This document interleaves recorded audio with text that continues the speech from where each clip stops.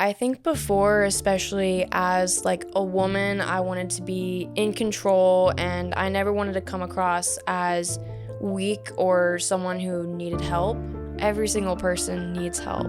And again, some of us need more help than others, and every single person is so different, but we all need help. We all have to be vulnerable with each other, and I think, like the bravest thing someone can do is admit that they're struggling and ask for help and let people know when something doesn't feel right in their life and give other people the opportunity to support them and show them love and show up for them.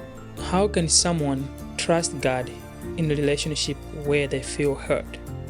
No matter what, like, people are gonna hurt each other even if they don't mean to.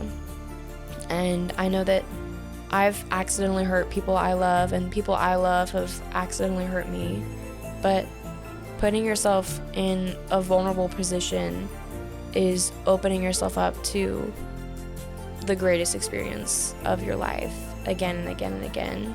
Welcome to Rise and Build podcast. And today I'm joined by my friend. She's going to introduce herself. Hi, I'm Michaela. I grew up homeschooled, traveling the country for my dad's job, and now I'm a senior psychology major here in Kansas, and I'm so excited to be here today, talking about relationships and connection. Thank you so much, Michaela, for coming in. I'm so excited to dive into the relationship and to share with people today, like what it means to have relationship and to have a connection in our everyday life. If you could describe your life before surrendering to God, how's your life look like before you surrender your life to God? Yeah, I think before, especially as like a woman, I wanted to be in control and I never wanted to come across as weak or someone who needed help. But every single person needs help. None of us is independent. And I think I didn't really know what I was missing, but I think finally realizing that surrendering to God didn't mean surrendering any kind of power. It was more so surrendering, like not realizing I'm standing out in the freezing cold until there's someone with their arms open with a warm hug waiting for me. So I think it was such a good decision to finally just let go of everything and give it to God and start building a relationship with God. It's always nice to, I think, to see that God, to see how God works in our everyday life. It's important to see God. He wants us to have a relationship in our everyday life. He wants us to connect with the people. We see that in the Bible when Jesus was teaching with his disciples. So connection is really important in our everyday life. It's really good. What made you passionate about relationship or human connection? I think honestly, being raised the way I was, my parents were just so loving, and I think I was so blessed to grow up with a really close family. And I think just throughout my whole life, I've just been surrounded by love, and I think it's shaped me so strongly. And learning how to navigate relationships through the ups and the downs it's shown me so much about how relationships work and how much love can shape people and impact them in positive or negative ways. I think it's so beautiful that you had a close relationship with your family, and we all need that in our everyday life. We need to make sure we feel loved by the family that we have, by the people that we are closest with, because sometimes people, we do feel lonely when we don't have people in our lives.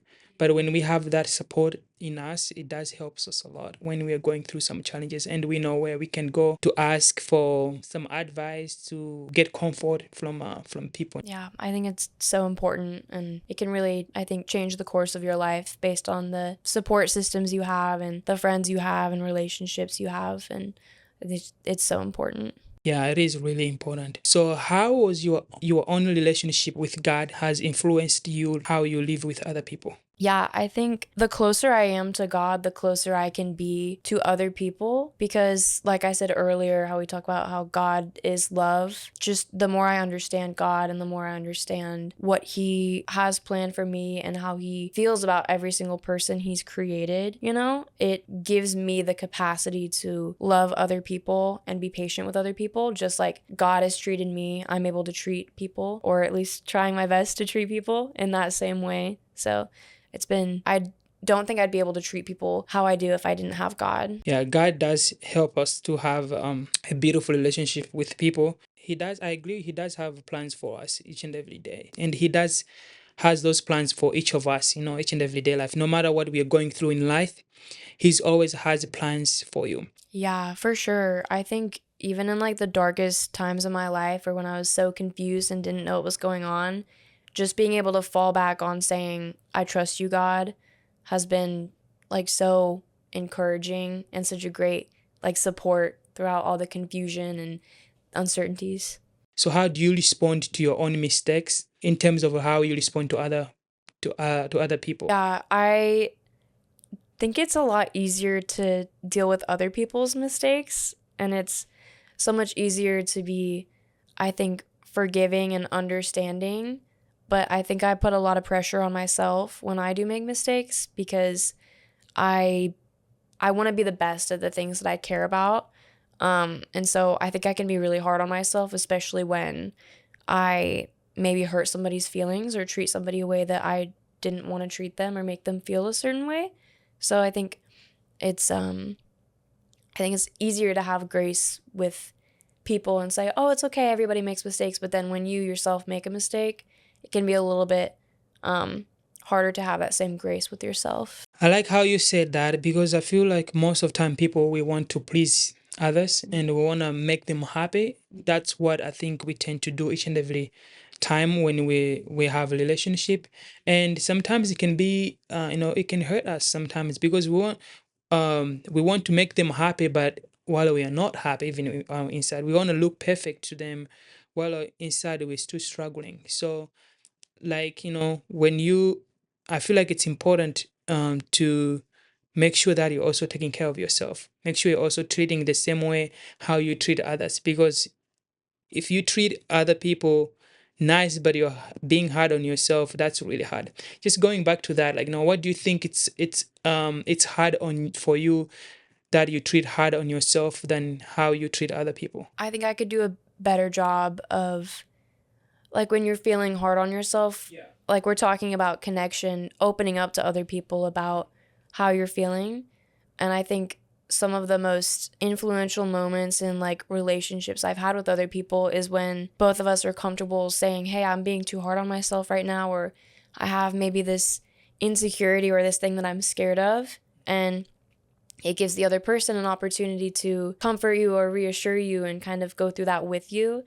And I think that's what connection is all about, is opening up and being vulnerable and letting people see maybe your weaknesses and when you aren't perfect, and being able to kind of connect with each other over those things and work through them, not just by yourself but with other people. You mentioned when we are having this conversation, you mentioned the becoming the kind of person you want to be around. What does that look like practically in your life? I think in my own life it starts with building healthy habits and disciplining yourself when it's really hard to. And what's helped me the most is remembering this verse. It's one of my favorite verses. It's 1 Corinthians 13, 4-7. And I'm going to read through the whole thing because I don't have it memorized. But it says, "Love is patient, love is kind, it does not envy, it does not boast, it is not proud, it does not dishonor others, it is not self-seeking, it is not easily angered, it keeps no record of wrongs. Love does not delight in evil, but rejoices with the truth. It always protects, always trusts, always hopes, always perseveres." And so what really helps me is asking myself, am I representing the same things that it's talking about in this verse? And I think that's also really important to pay attention to when you're making friends or maybe entering into a relationship, is, are the people around me representing these things as well? And so I think it's important to, be patient, be kind, don't be proud, and celebrate other people's victories. Never rejoice in bad things happening, but focus on the good things. And, just reading through this verse for me, I just keep reminding myself over and over again, am I being patient? Am I being kind? Things like that. I think it's been so helpful. So I know in the introduction you mentioned about psychology, that you're majoring in psychology. So in the psychology perspective, why do you think is important to have like a human connection for emotional and mental health? Yeah, so this is like drilled into my brain at this point. There was one study and they gathered data. So it was Julianne Holt Lundstad and her colleagues in 2017. And they pulled together this data about social disconnection and how it could be presented as a public health priority. And they found that people who experienced a lot of social disconnection actually had a 50% higher likelihood of an early death. And there's so many factors that go into it, but I just think that's a really interesting statistic is our social connections have such a strong impact on not just our mental health, but our physical health, because those two things are tied together so closely. And our brain is connected to the rest of our body, obviously. And so, when you're really stressed out, you might notice that you're having headaches or your stomach hurts, and there's different like biological symptoms of anxiety or depression that can really affect our bodies too. And our social connections play such an important role in our mental health. And our mental health can also play a role in our physical health. And so it's really just all connected. And the more I learn about it, and the more I learn about psychology and how people are wired, it just keeps coming back to how God created us to be in relationship with other people. It's really amazing. There was another study done by Deborah Schaefer and her colleagues. They published their research in 2025, but they observed parent-child relationships and the levels of suicidal ideations in those children. And they found that the stronger the parent-child relationship, the less that child was going to experience like suicidal ideations. And obviously, everyone's relationship is so different. And there are so many factors that can go into mental health. But I do just think it's so interesting how the strength of your relationships can have such a huge impact on obviously your mental health, but kind of the rest of your life and how you experience your life and how you live it and how you treat other people. Yeah. Oh, you break down that really good. I wouldn't even Thanks. describe that Oh, myself because, I'm not psychology major, but I know a little bit, but yeah, you did a great job on breaking down. thanks. So, yeah, that was really amazing. How how does healing our relationship with God help us to love others freely? I think it's so important because we talk about our relationship with God as like a cup overflowing, you know? And so if we're imagining ourselves as like the cup in this scenario, a broken cup can only pour so much water out of it. And so the shape of the cup doesn't change like its purpose. We're all meant to receive love and we're all meant to give love. But the more broken the cup is, the less it's able to carry and distribute the liquid, or in this case, like the love. And so I think, in my opinion, like you need to fix your cup before you can fill it and then before you can let it overflow into the rest of your life. So I think it's for that like analogy, it's so important that we really build a strong relationship with God, because without that, we're drawing on our own reserves and we're so lacking, which is not a bad thing at all. It's amazing how much God can provide and how much love we have access to, but it starts with, the first step is knowing that you need help, and then the second step is getting help from the right place, and I think that comes from God. How do you know that I need help? Because some people don't know that. It's like That's totally fair. some outside people, they can see that, man, you need help. You need to go get help. But sometimes it's kind of like within yourself, it's kind of like hard to figure out like I need help right now. We need a relationship with Jesus. We need God's presence in our life.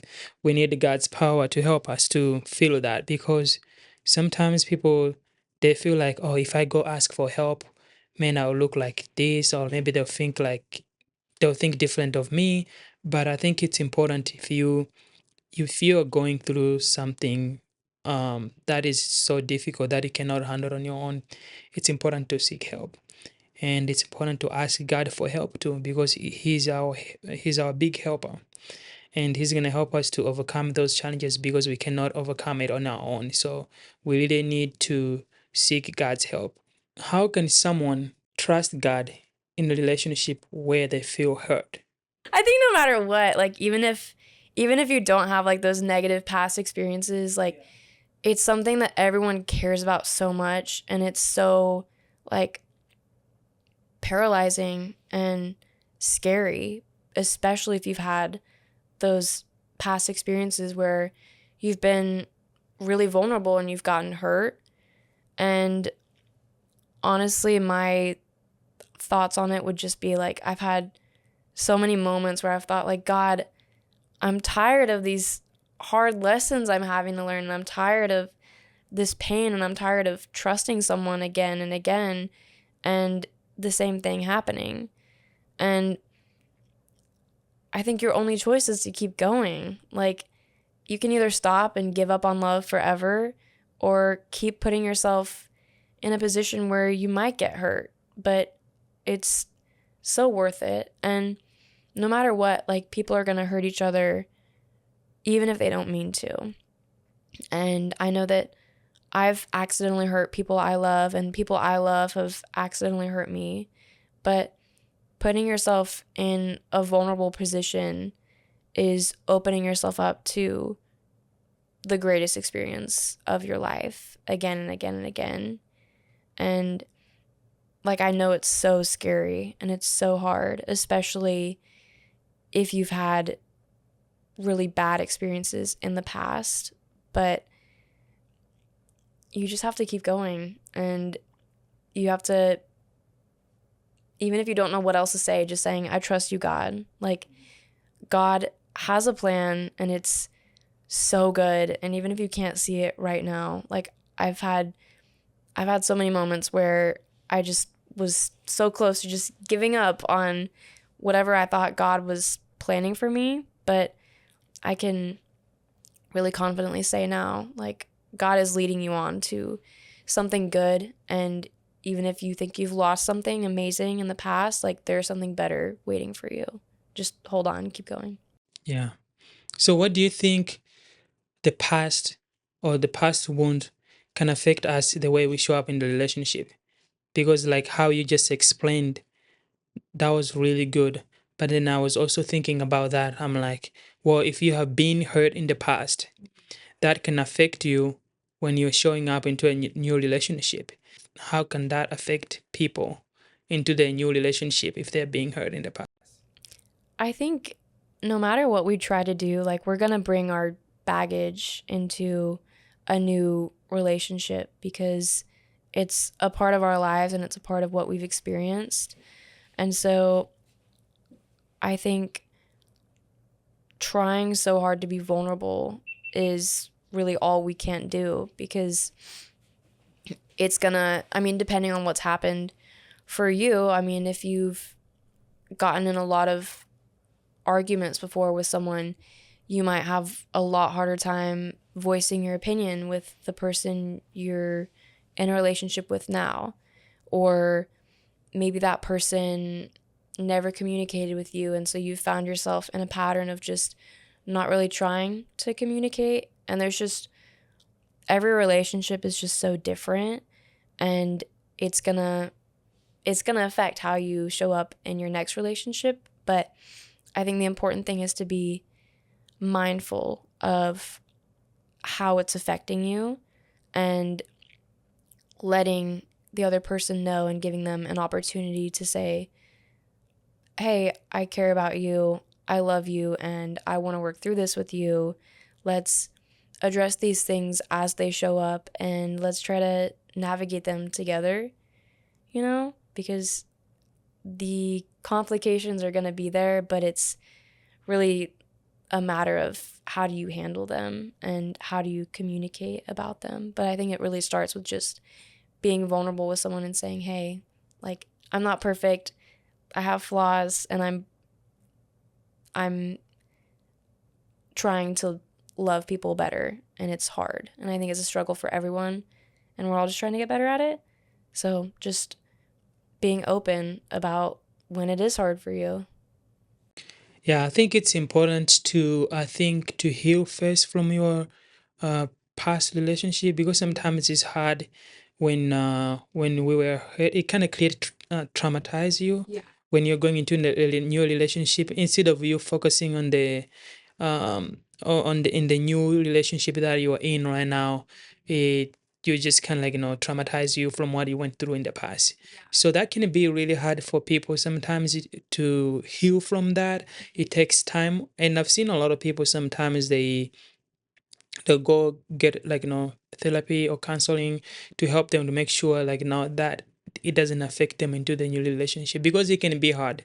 And sometimes there will be different kind of trauma that comes into a new relationship that you get in, and that can scare the other person with you in the new relationship, because maybe they cannot handle that, they cannot handle you the way you are behaving, because maybe you had really bad um you were we had a really bad relationship in the past, and that have created a lot of trauma, and you bring that into a new relationship, and then that's kind of like, instead of you having a healthy relationship, but you're having trouble because of the traumas that you had in the past, and then so many relationship has gone wrong because of that.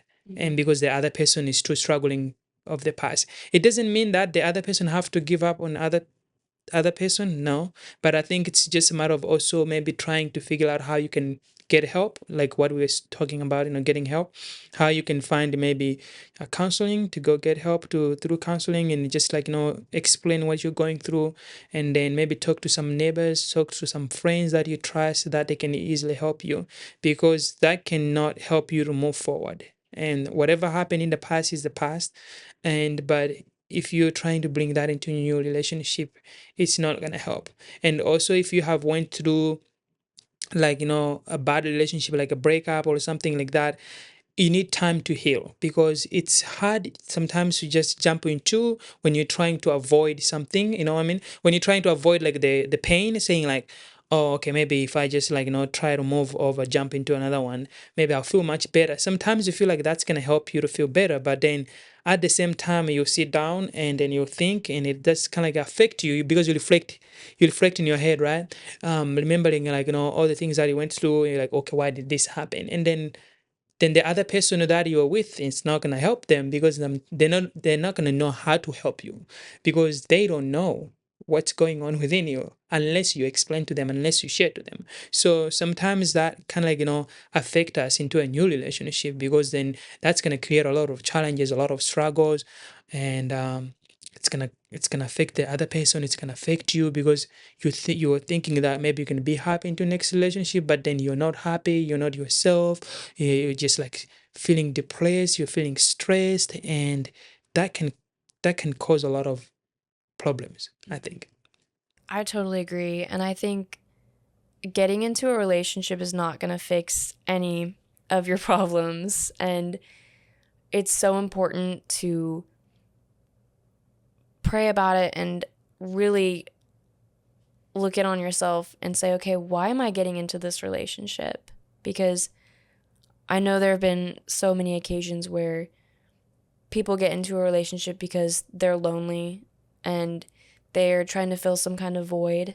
But I think, especially once you've gotten out of a relationship, regardless of how it ended, like, you need to pay such close attention to how you are feeling, because it can change you a lot and it can have such a big impact on you. And while there is a good balance between helping each other when you are in a relationship, getting into a relationship with somebody new and putting kind of pressures on them is not fair to that person, to kind of, whether you mean to or not, expect them to fix what somebody else broke, when getting help is what you need, not getting into a relationship.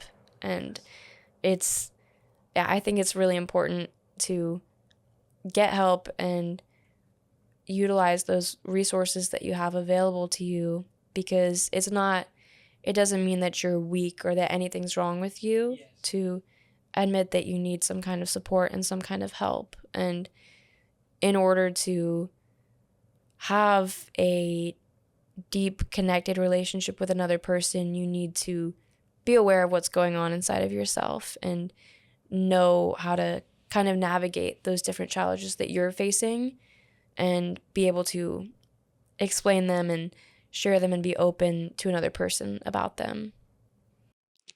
Yeah. So I hope that helps you guys, that you need to heal first before you move into a next relationship.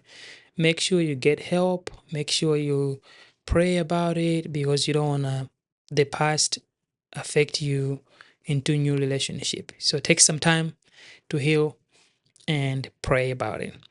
What's one truth that you are learning about love right now? That it's all that matters, you know? I mean, one of my favorite verses is 1 Peter 4:8, and it says, "Above all, love each other deeply, for love covers a multitude of sins." And I just keep going back to that above all part. Like, regardless of what's going on in my life, if I'm able to share love with other people, then my life is going great. Like, it's whether it's romantic or not, being able to express how much you love someone is such a gift, and we're not going to have it all the time, always. And so it's just so important to um, express it when you feel it. And I just think we can get so caught up in focusing on these little things that make us feel good when deep, genuine, committed love is such a greater prize than having fun or, I don't know, quick things like that, whether it's with friendships or romantic or choosing to scroll on your phone at the dinner table when your family's right there. Like, we're so lucky to have people around us, and it's really kind of sad how much we tend to focus on, like, social media, for instance, um especially short form media like Instagram Reels or YouTube Shorts or TikTok. The dopamine we get from that quick little release of scrolling is so addictive, and it's designed to be that way because it's quick and it's there. If you keep scrolling, you'll find something you enjoy. And I think love is so much more important than I have treated it in the past, whether it's by, I don't know, doing what I feel like I want to do rather than what I know will help strengthen a relationship, whether it's with my parents or my friends or a significant other or anything like that. Yeah, I love how you break that down. Social media can be a big influence in our lives. And sometimes, like what you mentioned on the dinner table, we tend to be scrolling all the time, scrolling. While we need to spend more time with family and stuff. So, yeah.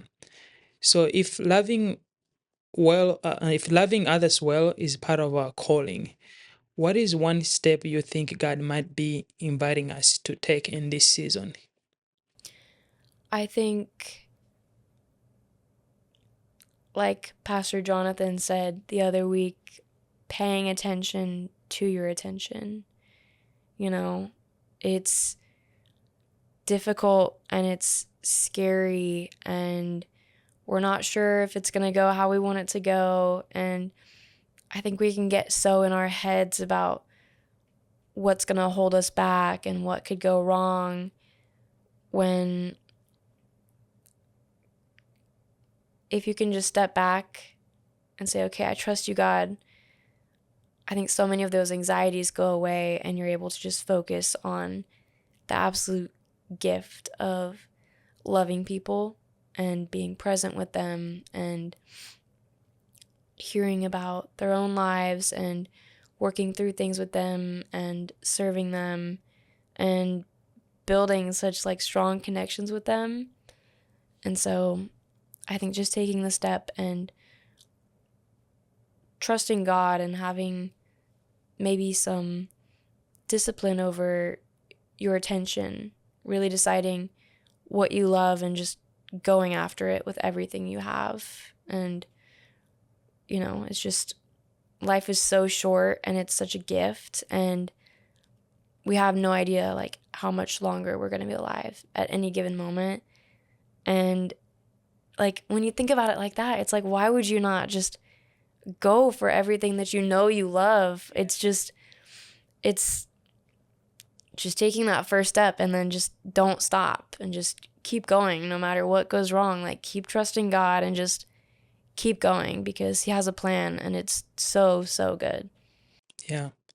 I love how you break that down, because I think another step that God might be inviting us is to love unconditionally, like how he loves us, because Jesus showed his love on dying on the cross because of our sins, and God still cares about us. He loves us more than anything, and extending that love from ourselves to other people, that can be very helpful to others, to show them that you care, to show them that you are there for them, to show them that they truly matter, and that can help them to that can change their lives and bring a lot of impact in their lives too.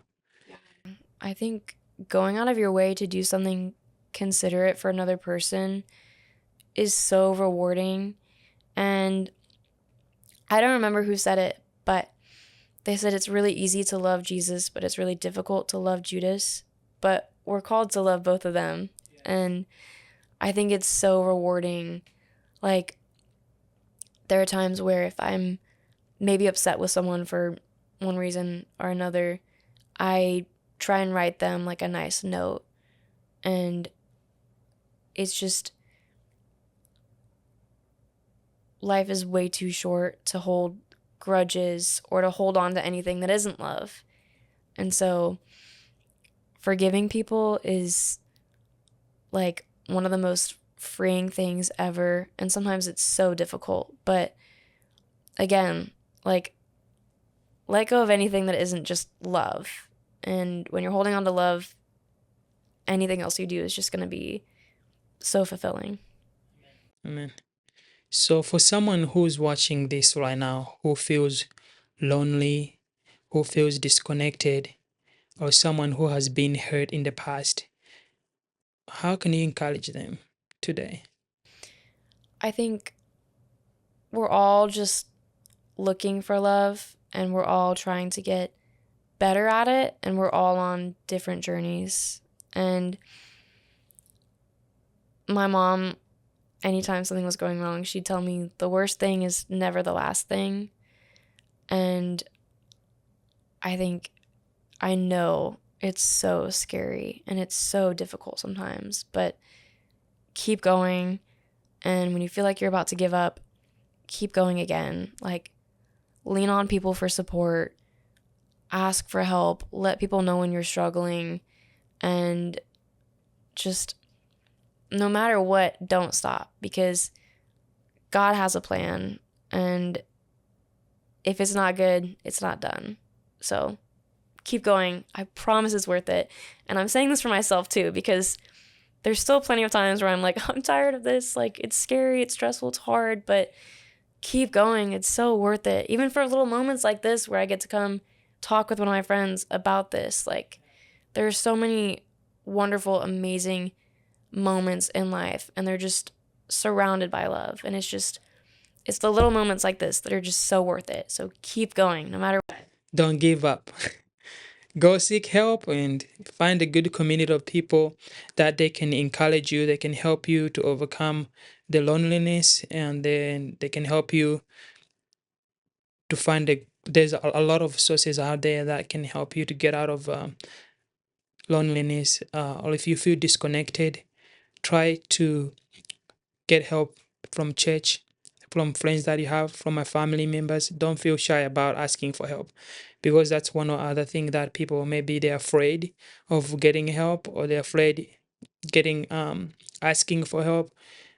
So please find help, get help, pray about it, ask people to pray for you, ask some of your friends to talk to some of your friends that you trust, that you can share whatever you're going through. They can easily help you. I think that's very well said. Like, we can't connect with other people unless we're willing to be vulnerable with them. And every single person needs help.